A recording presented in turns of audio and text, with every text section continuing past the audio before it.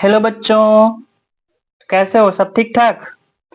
आज हम लोग पढ़ने वाले हैं अध्याय 13 का वीवीआई ऑब्जेक्टिव क्वेश्चन, है ना। तो आप लोग भी वीडियो को फटाफट से लाइक कर दो और आ जाओ। स्टार्ट करते हैं अगला चैप्टर। चैप्टर का नाम है तिरिच, जो कि एक कहानी है। क्या है? कहानी है। तिरिच कहानी के लेखक कौन है? उदय प्रकाश है। कौन है? उदय प्रकाश है। इसको याद रखिएगा। चलो क्वेश्चन की ओर चलते हैं। पहला सवाल है, उदय प्रकाश की कहानी तिरिच कौन सी है? जो उदय प्रकाश की कहानी है इसमें कौन सी है? तो उदय प्रकाश की कहानी कौन सी है? तो तिरिच है। कौन सी है? तिरिच है। चलो अगला सवाल है, उदय प्रकाश ने किस विश्वविद्यालय से एमए किया? जो उदय प्रकाश जी थे वे किस विश्वविद्यालय से एमए किए? जोधपुर विश्वविद्यालय से किए, कि इलाहाबाद विश्वविद्यालय से किए, कि सागर विश्वविद्यालय से किए, या दिल्ली विश्वविद्यालय से किए? तो उदय प्रकाश जी एमए किस विश्वविद्यालय से किए? तो सागर विश्वविद्यालय सागर से किए। ठीक है। अगला सवाल है, उदय प्रकाश ने किस पत्रिका के संपादन विभाग में काम किया? जो उदय प्रकाश जी थे किस पत्रिका के संपादन विभाग में काम किए थे? तो किस पत्रिका संपादन विभाग में काम किए थे? तो दिनमान पत्रिका संपादन विभाग में काम किए थे, है ना। चलो अगला सवाल है, उदय प्रकाश जी ने किस अंग्रेजी पत्रिका का संपादन किया? जो उदय प्रकाश जी थे किस अंग्रेजी पत्रिका का संपादन किए थे? तो किस पत्रिका का संपादन किए थे? तो एमिनेंस नामक पत्रिका का संपादन किए थे, जो कि अंग्रेजी में था। कैसा था? अंग्रेजी में था। अगला सवाल है, उदय प्रकाश जी किस पत्रिका के सहायक संपादक थे? जो उदय प्रकाश जी थे किस पत्रिका के सहायक संपादक थे? तो किस पत्रिका के सहायक संपादक थे? तो संडे मेल नामक पत्रिका का सहायक संपादक थे, जो कि दिल्ली से प्रकाशित किया जाता था। अगला सवाल है, लेखक को किसने बताया कि तिरिच में काले नाग से 100 गुना ज्यादा जहर होता है? तो लेखक को किसने बताया था कि जो छिपकली होता है, तिरिच होता है, उसमें काले नाग से भी 100 गुना ज्यादा जहर होता है। कौन बताया था? तो थानू बताया था। कौन बताया था? थानू बताया था, जो लेखक का दोस्त था। अगला सवाल है, उदय प्रकाश के अनुसार दशहरे के दिन किस चिड़िया को जरूर देखना चाहिए? उदय प्रकाश के अनुसार दशहरे के दिन कौन सी चिड़िया को देखना चाहिए? तो नीलकंठ को देखना चाहिए। किसको देखना चाहिए? नीलकंठ को जरूर देखना चाहिए। अगला सवाल है, लेखक को किसने 3-3 सौ के 3 नोट दिए? तो लेखक को कौन 3-3 सौ का 3 नोट दिया था? कौन दिया था? राम अवतार दिया था, कि डॉक्टर पंत ने दिया था, कि कैसियर अग्निहोत्री ने दिया था, कि सरदार सतनाम सिंह ने दिया था? तो कौन दिया था? तो डॉक्टर पंत ने दिया था। कौन दिया था? डॉक्टर पंत ने दिया था। अगला सवाल है, लेखक के दुस्वप्न के सबसे खतरनाक पात्र कौन था? जो लेखक सपने देखते थे उनका सबसे खराब सपना में सबसे खराब पात्र क्या था? क्या था? हाथी तथा तिरिच था। क्या था? हाथी तथा तिरिच था। अगला सवाल है, लेखक को सपने में क्या करने की आदत थी? तो लेखक को सपने में क्या करने की आदत थी? चलने की आदत थी, कि रोने की आदत थी, हंसने की आदत थी, या बोलने और चीखने की आदत थी? कौन सा आदत था? लेखक को सपने में क्या चीज करने का आदत था? तो बोलने और चीखने का आदत था सपने में। वे सपने में बोलते और चीखते थे। अगला सवाल है, लेखक के पिताजी लेखक के पिताजी ट्रैक्टर से कहाँ उतरे थे? जो लेखक के पिताजी थे वो ट्रैक्टर से जा रहे थे।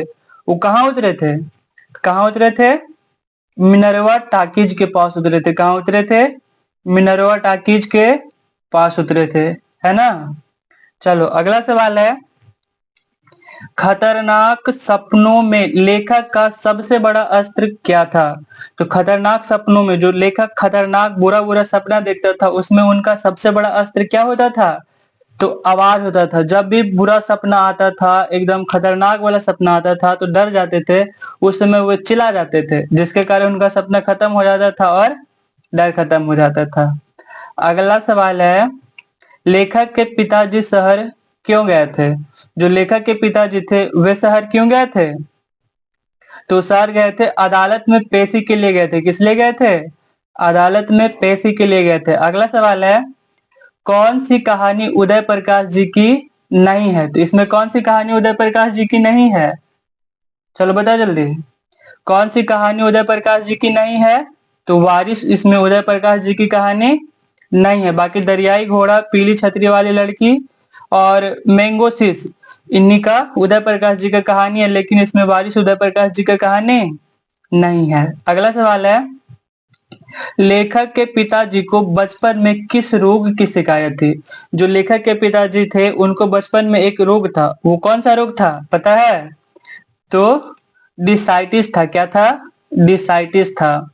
अगला सवाल है, तिरिच कहानी के पिताजी का नाम क्या है? तिरिच कहानी के पिताजी का नाम क्या है?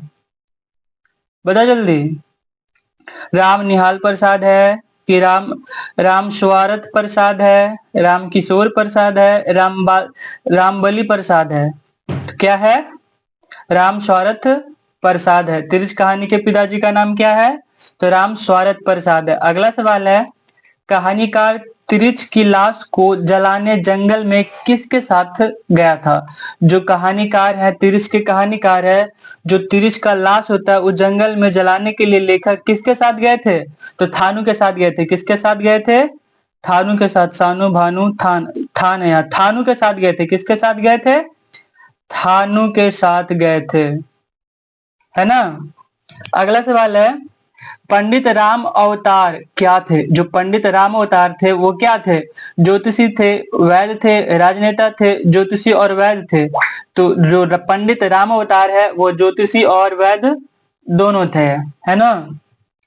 अगला सवाल है, तिरिच कहानी के कहानीकार हैं, तो तिरिच कहानी के कहानीकार कौन है? चलो बताओ जल्दी। उदय प्रकाश है ना। तिरिच कहानी के लेखक कौन है? उदय प्रकाश है। कौन है? उदय प्रकाश है। अगला सवाल है, कौन सी कृति उदय प्रकाश की नहीं है? तो इसमें कौन सी कृति उदय प्रकाश की नहीं है? चलो बताओ जल्दी। तो टूटा हुआ फूल उदय प्रकाश की कृति नहीं है। अगला सवाल है, तिरिच कैसी कहानी है? तो तिरिच कैसी कहानी है? प्रतीकात्मक कहानी है। कैसी कहानी है? प्रतीकात्मक कहानी है। अगला सवाल है, पिताजी की मृत्यु कैसे होती है? जो इसमें लेखक के पिताजी की मृत्यु होती है वो कैसे होती है? तो मानसिक सदमे और अधिक रक्तस्राव से होती है। कैसे होती है? मानसिक सदमे और अधिक रक्तस्राव से होता है। अगला सवाल है, उदय प्रकाश का जन्म हुआ था, तो उदय प्रकाश जी का जन्म कब हुआ था? कब हुआ था? 1 जनवरी 1952 को हुआ था, 20 फरवरी 1948 को हुआ था, 18 जून 1944 को हुआ था, कि 12 जुलाई 1944 को हुआ था? तो उदय प्रकाश जी का जन्म कब हुआ था? तो 1 जनवरी 1952 को हुआ था। उदय प्रकाश जी का जन्म कब हुआ था? 1 जनवरी 1952 को हुआ था। अगला सवाल है, कौन सी कृति उदय प्रकाश की है? इसमें कौन सी कृति उदय प्रकाश जी की है? तो इसमें कौन सी कृति उदय प्रकाश जी की है? तो दरियाई घोड़ा उदय प्रकाश जी की कृति है। किसकी कृति है? उदय प्रकाश जी की कृति है। अगला सवाल है, तिरिच के लेखक है, तो तिरिच के लेखक कौन है?